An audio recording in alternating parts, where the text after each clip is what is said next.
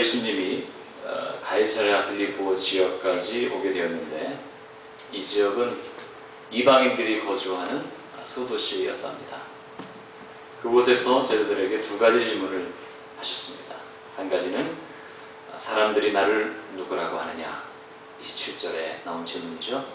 두 번째 질문은 너희는 나를 누구라고 하느냐, 29절에 나오는 질문입니다.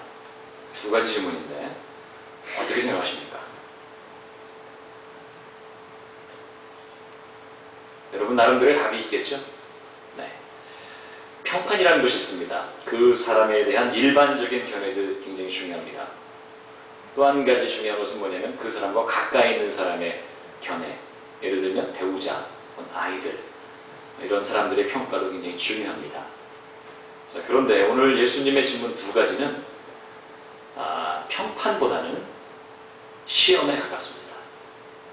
정말 제대로 사람들이 나에 대해서 알고 있는가, 그리고 제자들이 꽤 오랜 시간 주님과 같이 동행했는데 제자들은 과연 나에 대해서 제대로 알고 있는가, 그런 질문을 던지고 있는 것입니다.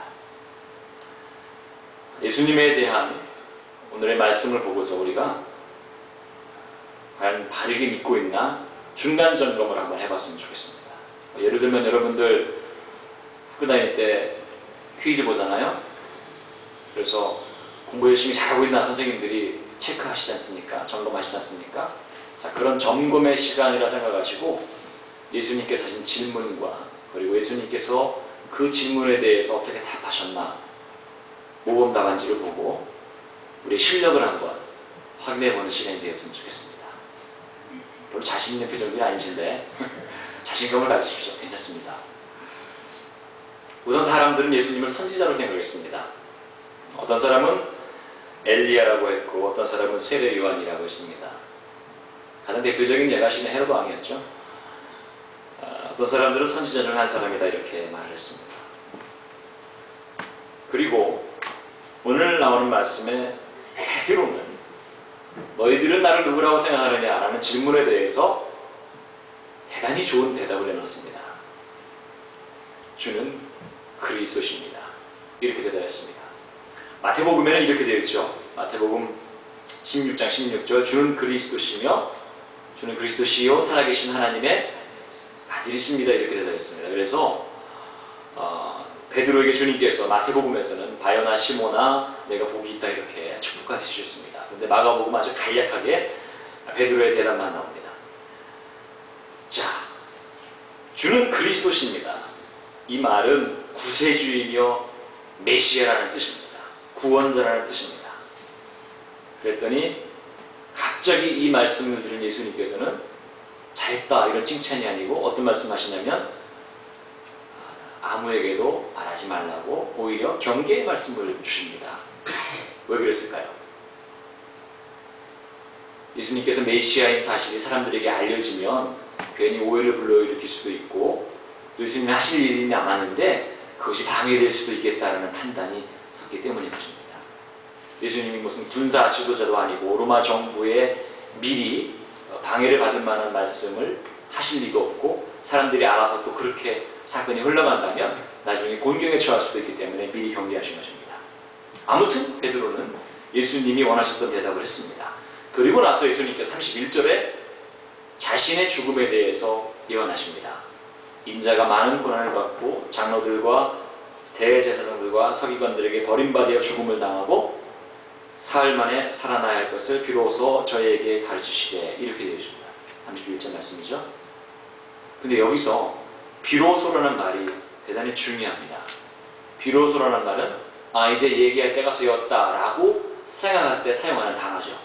그러니까 베드로가 예수님에 대해서 제대로 알고 있는 거예요. 예수님이 구원자라는 사실임을 베드로가 알았고 그것을 입으로 말했다는 것을 염두에 두고서 비로소 주님께서 이제 내가 죽어도 된다는 것을 내가 죽임을 당한다는 것을 말해도 되겠구나 라고 말씀하신 거예요.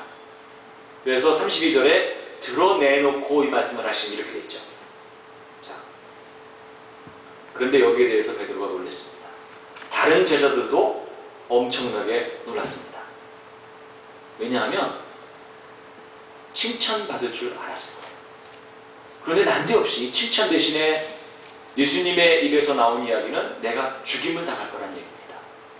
여러분, 제자들은요, 아마도 이런 대답을 기대했을 겁니다. 그래, 내가 구원자다. 참 니도 똑똑하다. 내가 메시아거든? 그러니까 걱정 마. 내가 이 민족을 로마의 압제에서 구해낼 거니까 그때까지만 참아. 너 베드로, 너 국무총리할 준비해라. 너 야고보, 요한 니들은 장관들이니까 걱정 말고 있어. 이렇게 대답하셨어야 베드로와 다른 제자들의 기대에 부응하는 것이었습니다. 그런데 주님께서 뭐라고 말씀하시냐면 내가 죽을 거라는 거예요. 그거 얼마나 놀랐겠어요? 저래도 놀랐을 것 같습니다. 너무 놀라서 베드로가 간했다라고 했습니다. 제가 설교 시간에 다른 설교를 통해서 말씀드린 바 있죠. 이 간하다는 말은 간청했다는 말이 아니에요. 원래 의미는 책망했다는 뜻입니다. rebuke예요. 똑같은 단어가 그 뒤에도 쓰이고 있습니다.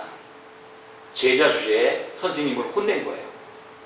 예수님이 정치적인 승리를 가져다 줄 메시아라고 생각했던 제자들 당황해가지고, 그죠? 특히 베드로, 예수님을 꾸짖는 거예요. 그러자 33절에 주님께서 말씀하십니다. 사단아, 내 뒤로 물러가라. 내가 하나님의 일을 생각지 아니하고 도리어 사람의 일을 생각하는도다. 베드로 보고 뭐라고 그래요? 사단이라고 그래요. 뒤로 물러가라고 합니다. 예? 제자를 사탄이라고 불러요.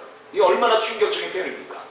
만약 여러분 중에 제가 여러분 보고 사탄이라고 그러면 얼마나 기분 나쁘겠어요? 왜 사탄일까? 그 내용이 바로 뒤에 등장하죠. 하나님의 일을 도모하지 않고 하나님의 일을 방해한다고 되어 있습니다. 없어져야 될 존재라는 거예요.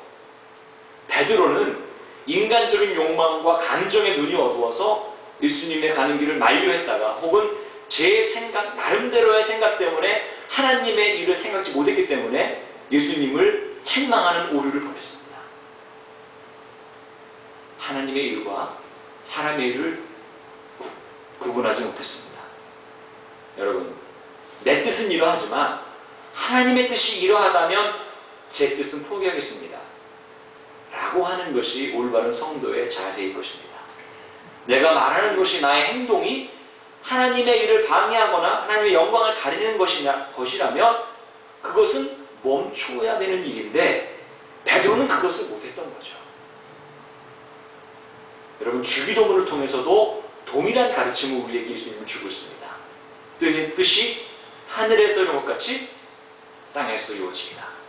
하늘의 뜻을 먼저 구하고 내가 구해야 되는 것은 다음에 구하라는 얘기입니다. 하늘의 뜻이 내 뜻을 완전히 덮어서 하늘의 뜻이 내 뜻을 완전히 가리게 되는 것이 하나님의 뜻이라는 거죠. 여러분, 여기서 우리는 오늘 베드로의 그 속내가 노출된 것을 발견할 수가 있습니다. 자신의 권익과 미래, 자신의 감정, 자신의 기대, 이기적인 욕심, 이것이 예수님의 원래 모습을 못 보게 만든 거예요. 베드로가 화낸 것은요, 주님 죽으시면 안 됩니다. 제가 주님 얼마나 사랑하는데요. 라는 마음에서 나온 것이 아니었죠. 그랬다면 주님을 혼냈겠습니까? 감히? 그게 아니고 자기 안일과 주장과 미래, 가시적인 축복이 보장되지 않았기 때문에 그래서 화가 난 거예요. 여러분, 제가 만군